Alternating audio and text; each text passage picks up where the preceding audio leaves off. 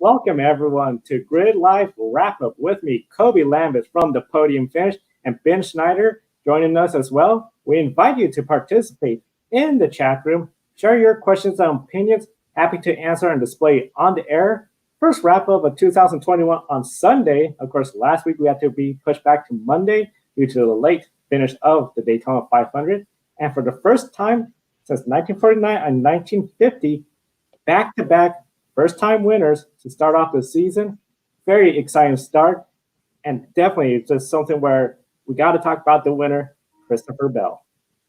The NASCAR playoffs has two first-time winners in the bracket so far. Christopher Bell made a late race pass in the front stretch chicane on Joey Logano in the closing laps on fresher tires. Bell ran smooth all day long in the top 10 after starting 12th, and at one point had a tire rug after contact with Kurt Busch, but he was able to storm through the field and pull off the win. Here's Christopher Bell telling Bob Pockers from Fox Sports how much this win means to him after a winless 2020 season. I'd say, Bob, that this is all the above.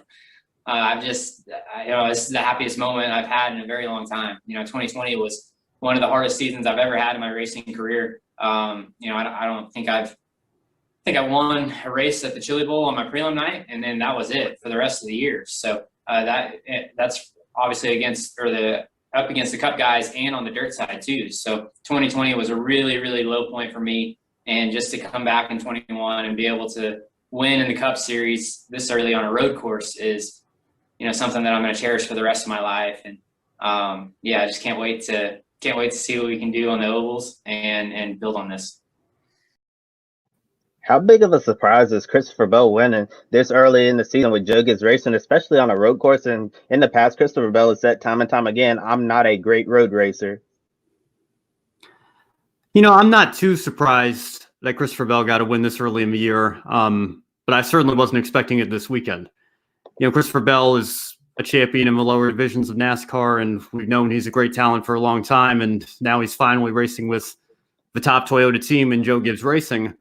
It's hardly a surprise to see him be able to pull off a win this early in the year, considering, he has a year of Cup experience under his belt already with the 95 team last season.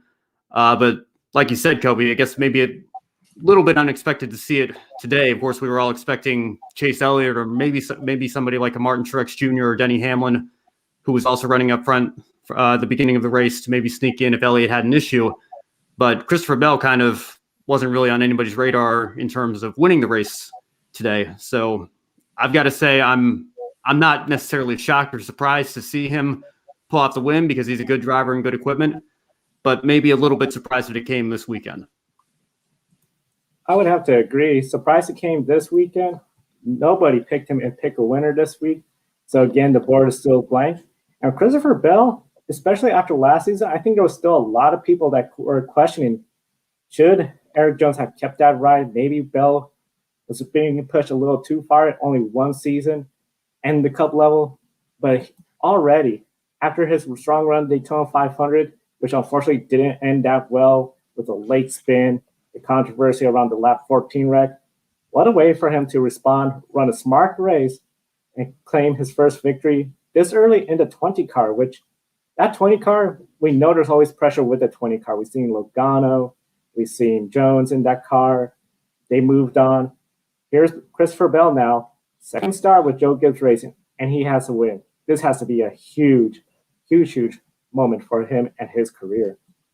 Yes, I can't really say that I'm surprised that Christopher Bell won with Joe Gibbs Racing early in the season. I expect him to win at some point during the season, maybe even win 2 or 3 races. Now they got the first one in the bag, but like Ben, I'm really surprised that it happened this weekend on the Daytona road course, his second start with Joe Gibbs Racing. But it's definitely safe to say that Christopher Bell's time with Joe Gibbs Racing in the NASCAR Cup Series off to a wonderful start. And all 4 JGR Toyotas were in the top 10 and looked very fast. Martin Truex Jr., unfortunately, a late race spin took him out of contention and finished 12th. Denny Hamlin finished 3rd, and Kyle Busch has had a tough race all around. Kyle Busch's 35th place Kyle Busch did finish in 35th place, but after some other issues in the race, it was able to get back in the top 10 after a lap 1 mess and 23-11 racing. Bubba Wallace, real tough day at the office, 26th place. Is Bell making the statement that he's ready to win and be one of the top Toyota drivers? I do see this being a statement win. This wasn't just him being in the right spot when the leaders have trouble and he takes advantage and win, like, say, Cole Custer's victory last year. This was a smart race all evening long. He goes out there, late pit stop, fresher tires, runs a smooth race. And remember, he pitted along with Chase Elliott, several others. He came to the front, got that win. He really showed he's capable of going out there, pulling off this win, and I think he's definitely going to be a force to be reckoned with throughout the remainder of the season. Yeah, I think it's still, we're only 2 races in. It's a little bit early to tell who the leader, Joe Gibbs Racing, might be in terms of who goes out and has the best performance this year. And you've got to remember, Bell still is relatively inexperienced compared to his 3 Toyota teammates. Hamlin, Busch, and Truex have all been around for a long time. So I don't know that Christopher Bell is going to take the step and be the top Toyota driver this year, but he certainly made a statement today that Toyota's got a good driver in that 4th Gibbs car right now. Yeah, definitely 4 strong drivers at Joe Gibbs Racing. And if Christopher Bell isn't the top Toyota driver by the end of this season, with many years to come, Christopher Bell will almost certainly be in contention to be the top Toyota driver in the future. Last week's first-time winner in the Daytona 500, Michael McDowell started second and on the first lap cut a tire after overshooting turn 1. He wasn't in contention to win this race at all, but fought that and brought home an 8th place finish for Front Row Motorsports. Ben, last week you said the rest of the season is going to be like a test session for the 34 team.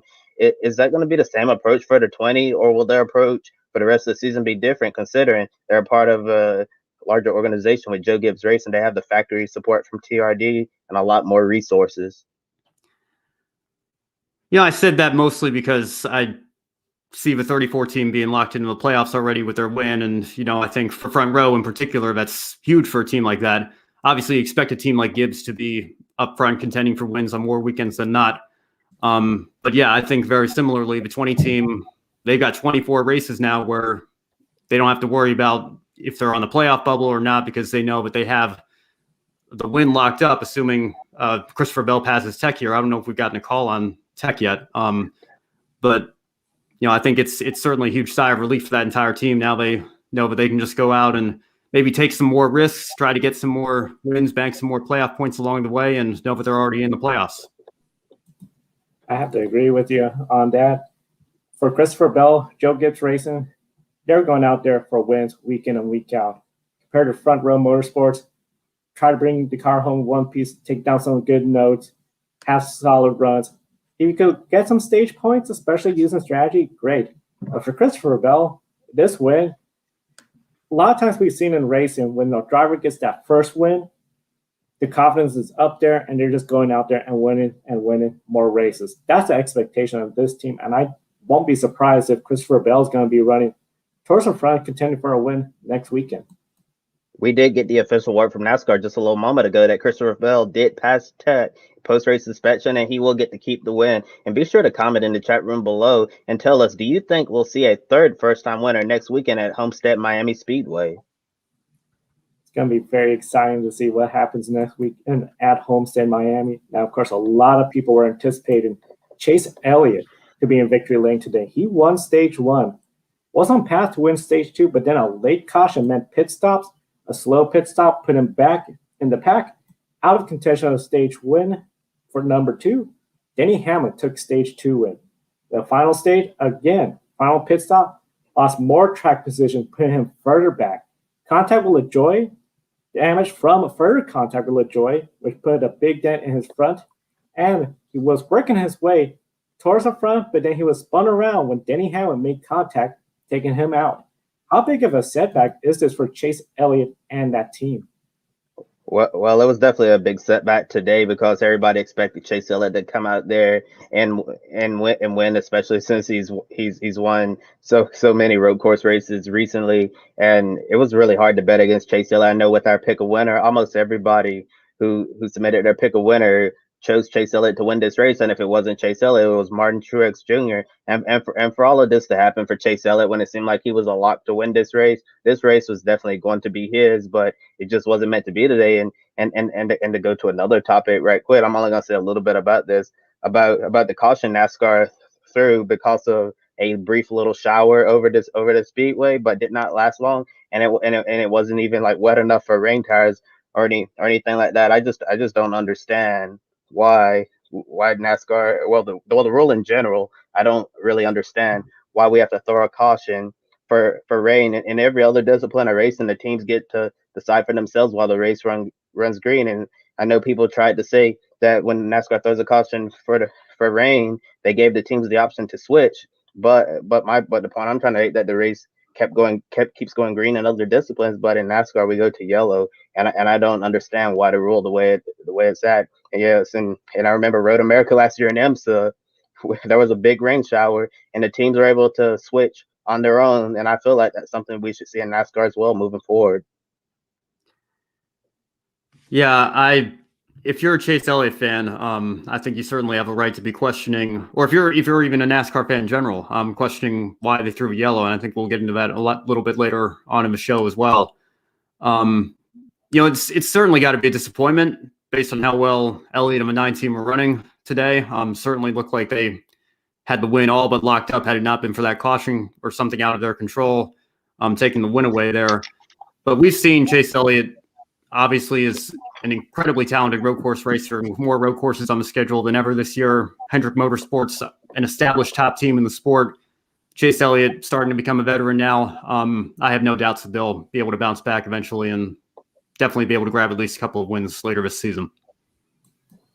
I have to say, when it comes to the road course races, a lot of people see Chase Elliott as the person to beat. It would have been really nice for Chase, considering a good finish at the Daytona 500, a victory today, locked into playoffs, go out there, just keep winning. I think that would have been really, especially considering he's a defending champion and everything, if he was to go out and win today, that would have really sent a message to all the other teams. Instead, he didn't get that win. Bad luck. 21st place finishing position. Still, when it comes to the playoffs, he's not locked in yet. There's still opportunity for the other teams. And for Hendrick Motorsports, I think this might be a good opportunity to start looking at everything that happened the last 2 weeks. Now, of course, with Hendrick, we had Kyle Larson. He was up there. Him and Chase were pretty much up in the front all day. Larson, late wheel hop. That took him out. He came home 30th place. Alex Bowman started way in the back after going out early in the Daytona 500. He climbed up to 10th place. William Byron, 33rd place finish. We saw him in the last lap. Looked like he had some damage. No yellow flag for him off the pace.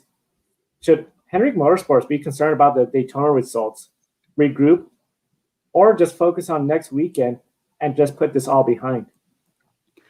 Well, like I said a little bit earlier, it's still early in the season. So I think if you're Hendrick Motorsports, you just kind of have to chalk this up to being one of those weekends where luck wasn't on your side, things didn't go right. And unfortunately, all 4 cars having issues at some point. But I don't think Hendrick has to change much of their approach going forward. I think you just kind of have to regroup and go out next week at Homestead. We know Kyle Larson's very good there, obviously. So we'll see what Hendrick can do going forward. But I don't think this is much of a cause for a red flag or anything for them. Yeah, I totally agree with you, Ben. Hendrick Motorsports just have to regroup and focus on next week, have a short memory, put all this behind. Because it's just opening 2 races of the season. Daytona Oval with the Daytona 500. We all know it's super speedway racing. You're probably going to get involved in a wreck and have a poor finish. So that's just a given. And then today it seemed like nothing just really went right today for them. At the road courses in the end, they look strong, but sometimes it's just not your day. And today wasn't the day for Hendrick Motorsports. So the best thing they can do is just prepare for the next weekend at Homestead Miami Speedway and be ready to go out there and try to collect some trophies. Yeah, next weekend they're going to be in Homestead Miami. Now we've known, as you mentioned, Ben, Kyle Larson, he's always good at Homestead. No wins there yet in the Cup Series. However, he's early favorite, of course, with Hendrick Motorsports winless. Do you feel like he's going to be the favorite out of the Hendrick bunch to finish ahead? Or could that still be Chase Elliott or another Hendrick Motorsports driver? I think with the Kyle Larson situation, we all know Kyle Larson is really good at Homestead Miami Speedway, but he doesn't really always have the results to show for it, because we all know Larson loves to run close up against the wall. We see the same thing with Tyler Reddick, and I'm wondering can Kyle Larson finally win at Homestead and not tear off the right side of the car? Because we've seen him get into the wall and ruin the performance of the car. But if Kyle Larson is able to minimize the damage on the right side, then I think he'll certainly be a contender for the win. And I also think the other Hendrick cars are going to be strong as well at Homestead. I think Kyle Larson is probably my pick to win. I know we haven't. Maybe my opinion will change once we get a little bit closer into the race weekend. But I think what you have to look at with Larson is obviously he wasn't in this race last year, but this is only going to be the second Homestead race in recent history that isn't the season finale. So you don't have the factor of the championship 4 drivers having their teams put all the effort in because they're going after a championship. It seems like every year, and it's certainly more in recent years, we see the championship 4 running up front, a lot of times even first, second, third, and fourth all throughout the race. So without that factor playing in, if you're looking solely at who the best driver at Homestead is or who the best driver or best team would be at the track, I think Kyle Larson's got to be right at the top of that list. And he's certainly, I think, going to be a lot of people's picks to do well this weekend and potentially even go out and win the race. Kyle Larson, very capable of going out there, win at Homestead, and that'll be huge. If he could get that win, be locked in the playoffs this early, I believe this will be essentially the earliest he's ever been locked in the playoffs. We know, of course, with Chip Ganassi racing, he's always good, makes it into the playoffs. But if he could go out there next weekend, get that win, that's going to be huge. And I think it'll be a good moment for Hendrick Motorsports to say, hey, we got the win. We're starting 2021 off with a win already, and we're here to contend as an organization and look strong. Yeah, Hendrick Motorsports definitely ready to get out of Daytona and head a little ways over to Homestead, Miami. And I bet Kyle Busch and Bubba Wallace are also ready to move on to Homestead next weekend as well. Kyle Busch, everything went wrong for him, and he was very frustrated on the radio. Bubba Wallace, not really the best road course racer. Didn't have a good day at all. Brad Keselowski is probably relieved out of everyone I just mentioned to get out of Daytona after nearly winning the 500 and being all over the place at the Daytona road course. Definitely an eventful start to the race with spins, missing chicanes, having to stop. But despite all of that, Brad Keselowski was surprisingly able to bring home a 5th place finish. Did Keselowski make the best out of such an eventful day that allows him and Team Penske as an organization to move forward with positive momentum next weekend? I do see today being the day where Brad Keselowski, considering everything that they went through today, they got momentum to say, hey, we rallied around today, came home 5th place, not exactly a win. Yeah, what happened in Daytona 500, that's unfortunate, but we came home 5th place. We proved that we could do this as a team together. Now we're going to Homestead, Miami. We could do this and really just focus on the rest of the season. Yeah, I think Penske in particular with Logano and Keselowski definitely needed a good day today after what happened at the Daytona 500 on the last lap. And for Brad Keselowski, all the trouble that he went through today, to be able to salvage a top 5 out of that, I mean, that's got to feel like a win for him and for Kurt Busch as well, finishing up there in 4th. So I'm kind of surprised that when he went through the grass, it didn't just tear the splitter off that car. Kind of reminded me of Ty Gibbs in the Xfinity race last night. I don't know. Maybe it's something about the Monster Energy splitters on those cars. I don't know. But both of them got very fortunate not to have too much damage to their cars. And for Kurt in particular to come away with a 4th place finish and Brad as well after what they went through today, you can't ask for much more than that. Yeah, that was definitely a big off for Kurt Busch, and it's really crazy that he was able to come back and have a solid finish after that. And for Brad Keselowski, as I mentioned, everything he went through today, it seemed like Brad was like missing chicane after chicane, and then had some spins there, and it just seemed like everything was going wrong for the 2 team. And with those late race restarts, Brad was able to recover and get a top 5. So the race itself might have been really ugly for Brad Keselowski, but still a top 5, and I think you can take that as a win, especially what happened last week at the Daytona 500 for Team Penske as a whole, and definitely heartbreaking defeat there for Joey Logano to get passed by Christopher Bell in the closing laps. But hey, the second place is much better than what happened to him last week at the Daytona 500. And here's Joey Logano telling Bob Pockers from Fox Sports about not being able to hold off Christopher Bell. Yeah, just too many laps. I was hoping when the pace car was slowing down, he was, trying to clean up the mess, off of turn 3. And he's slowing down. I'm like, keep up the speed, bud. I need to click off as many laps as possible. And, it's honestly, that's what it comes down to is one lap. It could have made the difference. So it's you hate being that close, but at the same time, I look at, where we've come from, and, we had a really solid race. We were 2 solid stages, second and a third in the stages, and then, a second overall. I mean, it's a great day. Anyway, you look at it. It's just getting past coming to the white flag stings a lot.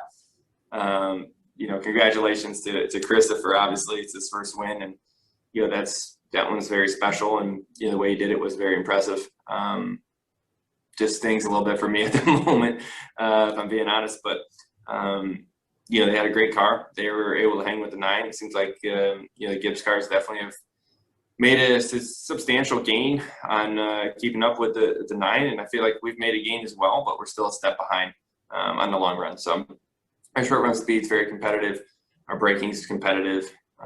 We just fall off on tires too hard. So just got to figure that out. So we have identified the issue, and now it's time to go to work.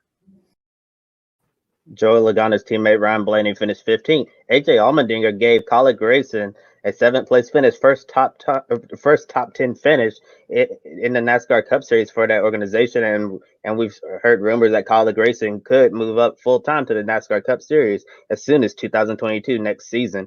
Ryan Preece, another strong result, top 10 finish, 2 for 2 so far this season. A much better start than last season for Ryan Preece. He was like towards the very bottom of the standings for those first 5 races. So definitely a great time to be Ryan Preece right now. And also that's really critical since he's a non-chartered team to be so far up in the point standings. We also had a short amount of rain that brought out the yellow. This is the first of 7 road course races this season. So if you really enjoyed road course racing, I'm sure you're going to be very excited because we have 6 more to go. Is this the kind of shakeup we needed on the schedule where smaller, less funded teams can step up and get a good finish? I don't know if it's as much of a shakeup to that point as it was maybe 10, 15, 20 years ago, back when we still had a lot of road course runners who would come in and only do a couple of races a year, especially now that there are so many road courses on the schedule. I think teams and drivers have definitely taken a look at the road courses and really prioritized needing to be good and have good setups on those tracks and every track that NASCAR goes to. That being said, I still think you do have drivers like AJ Allmendinger in particular. I know he's a full-time Xfinity driver. This is his first Cup race in a couple of years. You still have guys that are definitely better on the road courses than average. And I think this certainly is going to provide for an opportunity for somebody to come up and maybe grab a surprise win. And we say Christopher Bell was kind of a surprise win today as well. But looking forward to the remaining road course races we have, you could definitely see a shakeup later this season. With the road courses, it always present opportunities for especially the small teams if they have a driver that's really good at road course racing. Of course, Michael McDowell, tough break at the start to go from second all the way to the back with a flat tire, way back. He comes home, top 10 finish. Last year, he started 30th, had a top 10 finish. If he was able to, I think, had a good, clean start, he probably could have been a contender for the win. So one of the big things, of course, when it comes to the road course racing, this is an opportunity for everyone. When it comes to the super speedways, just like last weekend, that's another opportunity for everyone, especially the smaller teams, to come out, try to steal a win. We got 7 of these road courses ahead. Then, of course, we have Talladega, the regular season finale at Daytona. That puts us at essentially 9 really crazy tracks where we could see surprise winners. And this is just really, I think, something where for the smaller, less funded teams, this is sort of the best opportunity in recent years to go out there and steal a win. And I think their best opportunity for those smaller, less fun teams, if we're lucky enough to get some rain for those final 6 road courses, or at least one, I think the rain could definitely play a factor in send a smaller, less funded team have been able to get a chance to come up there and win. But I agree with Ben. It's not really the kind of shakeup like it was, like you mentioned, 10, 15 years ago when we had all those road course ringers come in and show the NASCAR drivers how to turn left and right 101 basically. And over the years, these NASCAR teams have invested a lot in their road course racing programs, and the NASCAR drivers over time just got way better at racing the road courses. Back then, if you were a NASCAR regular, all you wanted to do was just finish the race, keep all 4 wheels on the track, and get out of there so you can go back to the oval tracks. But with 7 road courses, you definitely need to be an all-around driver if you want to contend for a championship. And for drivers who don't particularly have the best stats on the road courses, it might be time for those drivers to find ways to improve their road course racing skills, whether it's going to be enter a Trans Am race here and there, or racing the IMSA Michelin Pilot Challenge in select rounds, or even the season opening Rolex 24 at Daytona for IMSA. Yeah, so definitely, if you want to win this championship, you need to be good at the road courses. Need to be good at the road courses. This weekend, all 3 national series at the Daytona road course, frequent caution flags. The trucks, that went over 2 hours and 40 minutes. Challenging weekend for all the drivers, all the teams. Should the Daytona road course be a permanent stop for any or all 3 of the national series? Yes, yes, Joe. I really do believe that the Daytona Road Course should be a permanent stop for the Truck Series, the Xfinity Series, and the Cup Series. I thought the racing this weekend was really fantastic. I know we had all of the drama in that Truck Series race on Friday night, which left a sour taste in a lot of people's mouths. But overall, I think the Daytona Road Course is a really great track, and I'd love to see it remaining on the schedule for the foreseeable future. And especially like with the Cup Series, I think they finally got the package right this time around, where they had 750 horsepower and the small spoiler instead of the high downforce package we saw last year. I think a lot of people were left disappointed in 2020 because with all the downforce those cars had, it was extremely hard to pass. But I didn't really see passing being a major issue at all today. I've got mixed feelings on this. I think we have a lot of great road courses in the United States that NASCAR could go to. And obviously, it's still tough. We're still in the pandemic and everything. This race was supposed to be in Fontana, and NASCAR had to make the switch after the schedule was announced. I think the truck race wasn't all that great. I think it left, like Kobe, you said, it left a sour taste in a lot of people's mouths. NASCAR, and again, we'll get into this later on, needs to figure out a way, I think, to have a local yellow or some sort of system like that, because you're just wasting so many laps under caution. But in terms of should it be a permanent fixture on the schedule, I think there might be an opportunity. I always hate seeing these restrictor plate races, so many cars getting torn up. The Cup Series and the Xfinity Series goes to Daytona twice a year. Maybe there might be an opportunity for them to run the summer race on the road course. But I don't know. I think I'd have to think about that one a little bit before we talk about putting this Daytona road course on the schedule as a permanent race. When it comes to the Daytona road course, with the pandemic and everything, I think it's been a great fill-in. As you mentioned, we could have been at Auto Club, starting that West Coast wing, said, here we are at the Daytona road course. Provide plenty of excitement. Should it be part of the regular schedule? That's something where it'll be really interesting to see what's the demand. Of course, the Daytona 500, that'll sell out. The Coke 0400 season finale for the regular season, that's going to sell out. Could this race draw a good crowd? Where would it place in normally? I know it's just been a fill-in basis. Will this be a track that could be in the regular season or the playoffs? Some of the questions, especially we encourage everyone in the chat room, discuss if Daytona road course was to be a permanent stop in the schedule. Where should it be? Now, another topic we discussed on the pre-race show, I know, Ben, you weren't on the pre-race show with us. When it comes to the caution flags, the truck race, long yellow flag. We talked about local and virtual safety cars. Ben, what is your take on NASCAR introducing the idea of maybe a local or a virtual safety car? I think baby steps. I don't know that NASCAR should go straight from not even having local yellows to trying to introduce a virtual safety car thing. I mean, heck, Formula One's only had the virtual safety car for less than a decade now.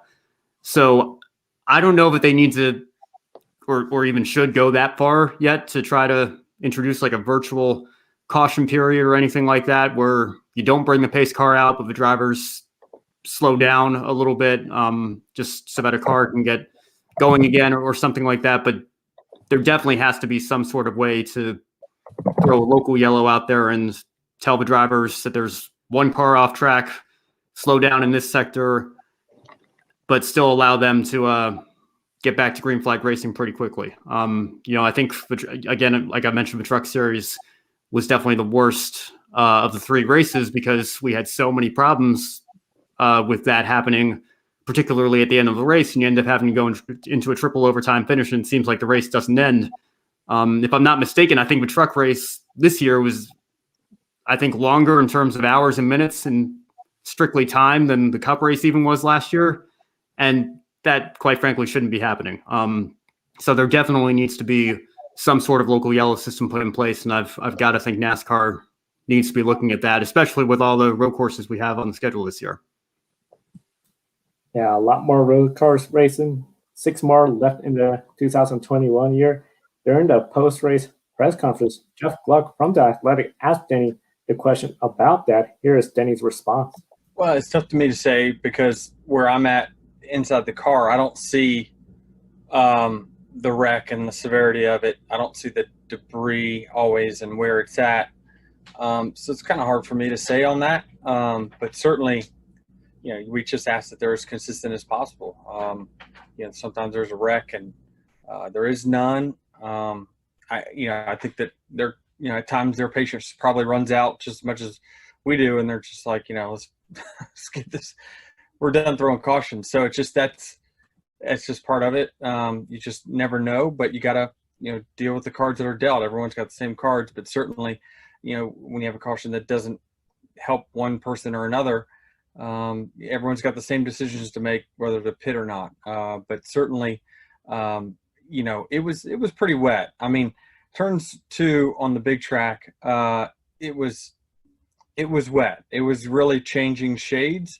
And at that time, I probably didn't want a caution. So, it's tough. All we can ask is they try to stay as consistent as they can, but I can't really speak to any one particular caution that they did or didn't throw. Now, one of the things, of course, traditionally, we have the Daytona 500, and a lot of people have the saying, the season starts after the Daytona 500 because it's a restrictor plate, super speedway, all sorts of crazy results. Now we've had the Daytona 500 and a road course race. Does the season begin really next week at Homestead, Miami? Or was this the first test for the teams and the drivers, especially the new combination in 2021? Well, Joe, I think we'll definitely start to see an early glimpse of what everybody has. Like when I'm thinking of some teams, I'm thinking about the new teams, 2311 Racing, Trackhouse and 2311 Racing. They had a strong car in the Daytona 500 and until they had to make the unscheduled pit stop and got caught up in that big crash on the final lap. And I mentioned earlier, Bubba Wallace is not really the best road course racer. I'm sure we all know he has great equipment and all of that, but he just wasn't able to do well today at the Daytona road course. And next week, Homestead Miami Speedway, I think we could get an early glimpse to see what Bubba Wallace and 2311 Racing can do. And also the same thing with Daniel Suarez Trackhouse. They had a solid top 20 finish today. And I'm wondering, is that going to be the theme we're going to see throughout the 2021 season? Yeah, from a purist perspective, the season begins with the Daytona 500. And it's simple as that. It's not like Daytona has double points for anything. Like every race counts for something. Ultimately, at the end of the season, the goal is a championship. That being said, even with the increase in road courses, the majority of NASCAR's schedule is still ovals, and Homestead is the first non-super speedway oval that is on the schedule. So I think it's certainly going to be an opportunity for teams to see where they are on those types of tracks. But the season started at Daytona. I'm sorry. That's my take on that. In the past, we've always heard the season starts the following weekend after Daytona, especially if you have a bad race. However, with this points format, the playoffs, the win you're in, I have to say the Daytona 500 is not, oh, this is a freebie if we get caught in the big one, if we don't have a good race. Daytona 500 is the best opportunity to go out there, get that win like Michael McDowell did, be locked in the playoffs, and go for that championship, knowing that you got essentially the rest of the season to prepare for that championship. And then when the championship playoff starts, you're there, you're ready, you're one of the top 16 to be contending for the championship. Cup Series finished up their race today, but yesterday we also had the Xfinity Series at the Daytona Road Course, and the talk of the race was the finish of Stage 1 between AJ Allmendinger and Austin Cindric. Cindric tried to give AJ a nudge in the front stretch chicane. Cindric made a move to the inside, and Allmendinger just kept coming down on Cindric, throwing such an aggressive block. Cindric did not lift, and it all ended in tears. Allmendinger spun into the grass in a trial, damaging his Chevy. Cindric also had front end damage and went on a recovery drive to finish second, but Allmendinger, disappointing day, 35th place. Riley Hurst was also taken out in the incident. He went in the trial grass and tore up his car trying to miss the leader. So my question for you guys, who was at fault here? Austin Cindric, AJ Allmendinger, or both? I think it's got to be on AJ. It hurts me to say that. I've been an AJ Allmendinger fan for a long time. But to me, Cindric was already there. He was alongside him, and AJ came down, at least 2 or 3 times. And, you can maybe make the argument that Cindric could have lifted. It's only a stage win. Coming to the end of stage 1, you still have the majority of the race left. But, AJ Allmendinger, at the end of the day, he's a veteran. I think he has to know better when a car is to his inside. And, I don't know for sure, obviously. We'll never know. But, I think there's a chance that if they just race to the stripe, Allmendinger wins the stage anyway. So it's just really unfortunate. He's a road course ringer, or not ringer, I guess, since he's full-time. But, road course specialist, we might say. He's got to have this track and all the other road courses circled on his calendar this season. Definitely an opportunity for a strong finish and quite possibly even a win taken away, racing for a stage victory. I think it's got to be mostly on AJ. I have to say, looks like mostly on AJ, especially he was in that higher lane. He could have easily just given that lane. I think he had to give him the lane. I think it would have been very close, but I think he would have gotten that stage win over Cindric. However, for the both of them, yes, I know there's a playoff point. It could come down to one playoff point many months down the road. But this is only stage 1. We still have stage 2. I know for Austin Cindric, he was able to post a good finish. AJ Allmendinger, rest of the night was essentially out of contention. So a little bit of both, but I feel AJ Allmendinger being on the higher road, the higher lane, he could have easily prevented that situation from escalating to where it turned out worse for him. Yeah, I know people have been saying that Austin Cindric could have lifted, but from AJ Allmendinger's standpoint, I don't really understand why he was blocking so aggressively there for a stage win. And the best thing I can just say is that's probably an incident that shouldn't have happened to begin with. If AJ hadn't blocked it, it would have definitely been it would have definitely been really close coming to stage 1, I believe, between Cindric and Allmendinger, and unfortunately, it just wasn't meant to be for AJ Allmendinger's Colic Racing team yesterday. But fortunately for him, they had a really strong day, top 10 finish in the NASCAR Cup Series. So the weekend wasn't a complete bummer for AJ Allmendinger. It's showing that the Colic Racing, they're getting the Cup program started up, that might be going full time in the future. So you might have had a bad Saturday, but you can definitely take something positive out of this weekend. Ultimately, in the end, 18-year-old Ty Gibbs won the race on debut. Definitely an impressive drive from the grandson of Joe Gibbs.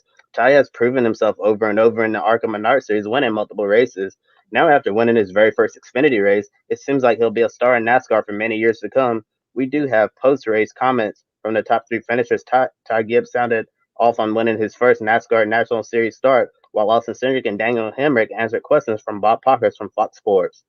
There's no doubt, walking to the JGR headquarters and their doors the first time and seeing all the banners hanging in there, that in itself instills confidence, right? I don't care who you are, whether you're an employee or an engine builder or a driver. So to walk in and see that boosts you to a different level. And like I talked about, the tools that not only Toyota and JGR are both providing myself with, but my crew chief, Dave Rogers, has challenged me on a personal level like I've never been challenged before. And really, kind of pushed me to uncomfortable topics and uncomfortable scenarios, given all things involved in personal life and in racing, to challenge myself to be better in all aspects. And because of that, I know it's not a matter of if, it's a matter of when. We can knock one out of the park together. As you've seen tonight, my teammate was able to do that. He did an incredible job tonight. And, that trickles down through the whole company, right? If his car is good enough to win, that means my car is good enough to win. And all of our race cars are capable of that. Just got to do a better job on my part to make sure we get there sooner or later. I doubt it. I think he and I should talk about it just to understand. Obviously, we had two really great cars capable of winning the race, and definitely damaged mine. And I never saw him the rest of the afternoon, so I'm sure that obviously affected his chances of winning the race. So it's frustrating, but I think we can both learn from it and try not to do that again. So he's a grown up. He's been around. I'm sure we can talk it out and figure out how to do better moving forward. I have a lot of emotions like going through it because like the first couple laps I didn't even know where I didn't even know how to drive the car, and then the line and everything, and so once I kind of figured that out, I kind of just kept pushing on. I'm pushing forward on everything and every kind of line on the track and stuff, and I kind of start picking up speed and realized I could run with those guys, and then at the end I don't even know how I got to a position where I could win the race, and I was already excited at that point. So it was definitely something to work for, and going through the grass, I don't know how I kept going. I thought I ripped the nose off of it, so that was lucky. I just can't thank the man above for everything, and he put me in this position. So that's the most important part. Now be sure to invest in the Grid Network. Visit our Patreon page. Link in the video description. Join Colin in keeping us on the air throughout 2001. A special thank you to all our new subscribers on YouTube and Twitter. We are now 1 subscriber away from 150 on YouTube. Thank you so much. And be sure to follow Grid World Motorsport League at grid_WML. Monday, the first standings of the Grid World Motorsport League comes out. If you have a dog or know a person with a dog, be sure to get them their furry family member goodies from Publis. Dog leashes, clothing, and accessories for dogs of all sizes. 10% of your purchase goes towards helping homeless, sick, and rescue dogs. A great cause that we all support. Wednesday, Grid Tonight, 6:30 p.m. Eastern. And Thursday, the Women Racing to Win, 12:30 p.m. Eastern. Friday, a new episode of Life on the Grid. And then Saturday, Grid Life Pre-Race. We got Formula E, Supercars. They're both kicking off their season. World Rally Championship, their second round of the year. And of course, NASCAR all weekend long. Like and subscribe to the Grid Network right here on YouTube. For Ben Schneider, Kobe Lambus from the Podium Finish, I'm Joe Sandiego. Thank you for watching. Have a good night. We'll see you next time. Joe Sandiego here. Want to invite you to go check out Publis. Publis is a dog clothing and accessory company based in Austria. 10% of each of your purchases goes to helping dogs in need, whether it's homeless, sick, or ill dogs. This is one of the reasons why we support it. Kiska here is a rescue dog from rural Alaska and our Grid office dog. We care about our furry buddies, and we know you do as well. Definitely check out Publis.com. There's a link on the video description, and by clicking on that link, you get a 10% discount on your purchase as well.